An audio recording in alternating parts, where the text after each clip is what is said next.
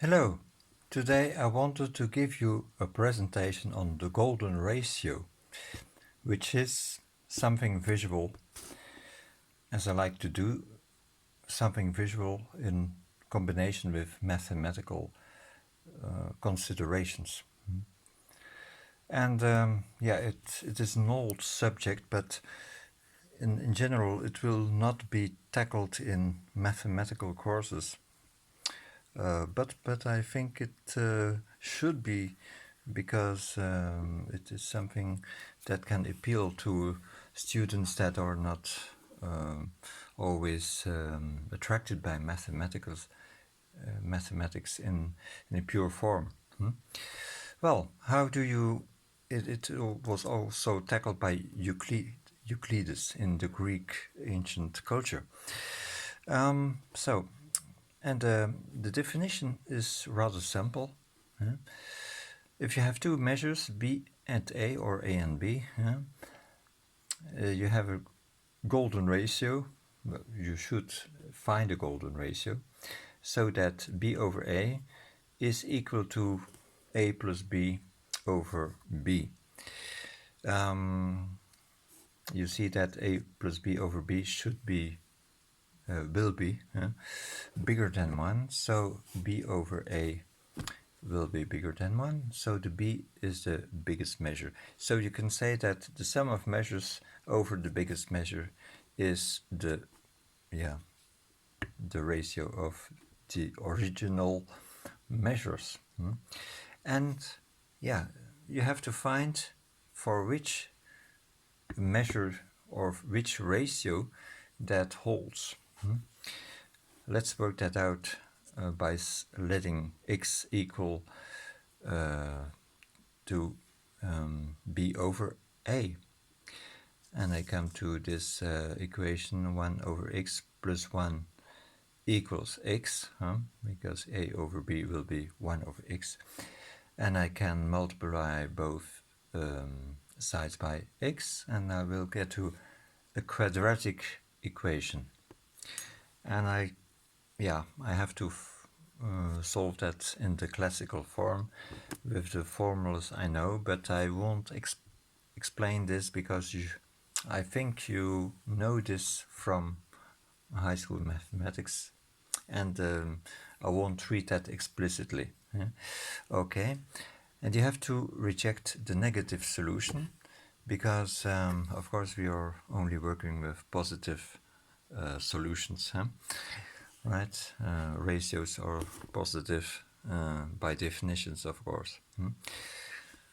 And I come to this solution that the golden ratio should be expressed as a ratio 1 plus square root of 5 over 2.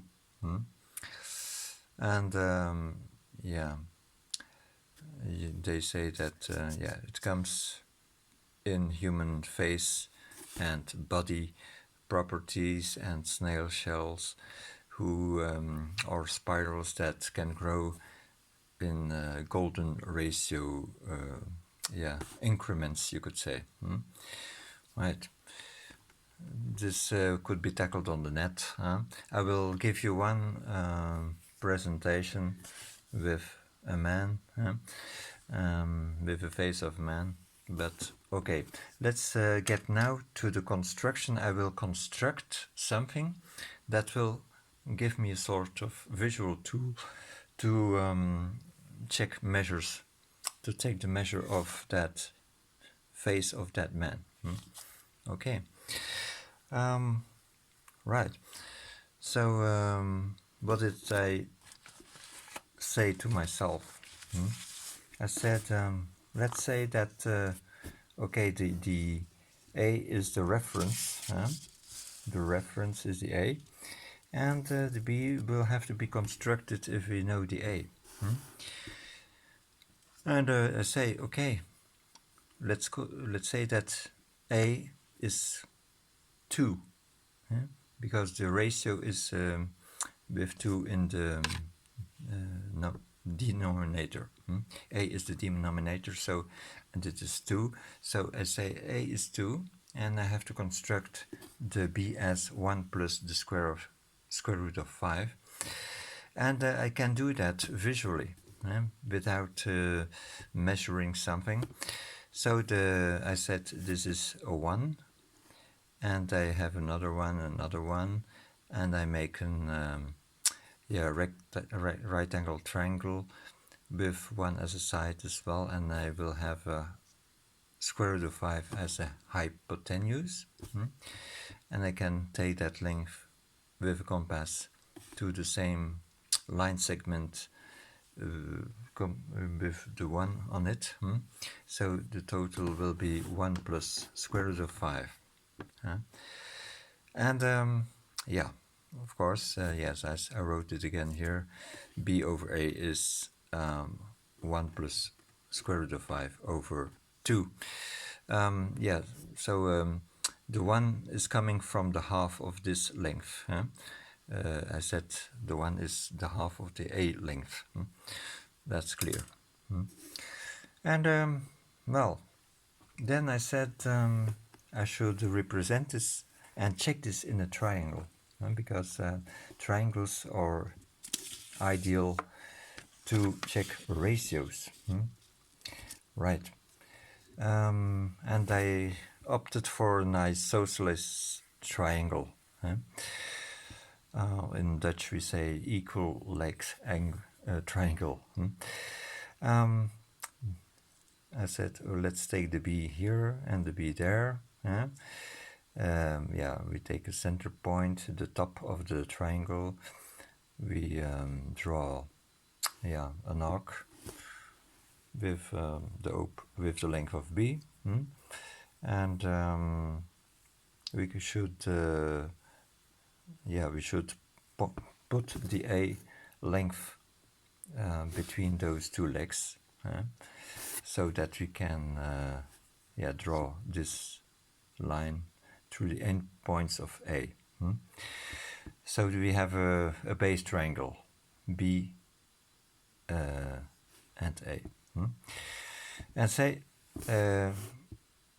let's add A. We add A to this and A to this. So the sum of lengths here is A plus B. And we can check that B should be the length that is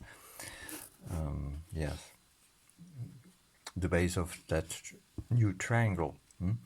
And that is a visual check that you have the golden ratio, because B over A equals B plus A over B, or A plus B over B.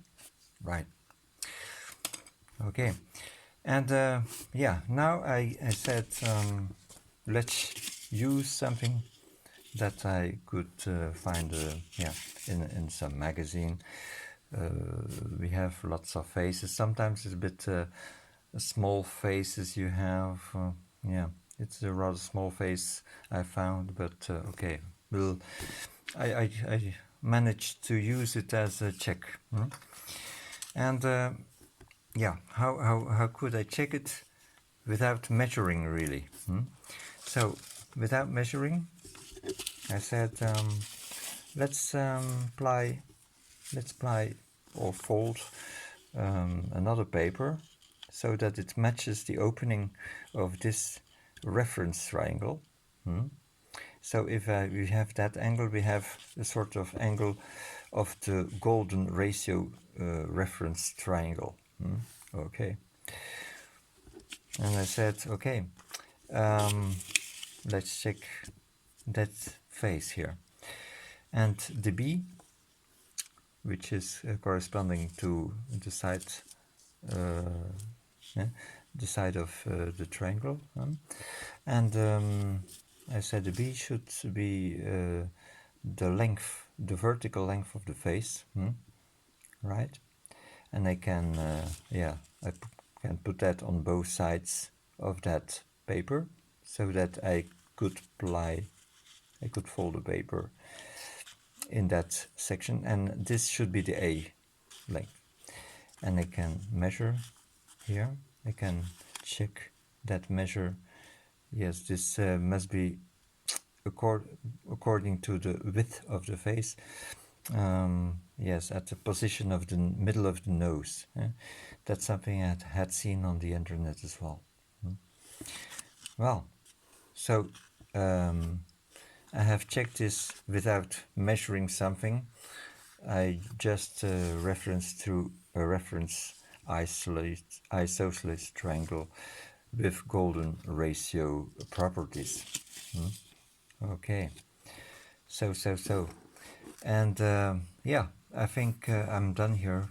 This presentation is not too long, and you have seen something that you could check on other stuff, and you could look on the internet to read more about yeah, the use of golden ratio in arts or sciences. It's not very often used in courses of engineering, but yeah, I thought it had some merit to use it. I hope you liked it.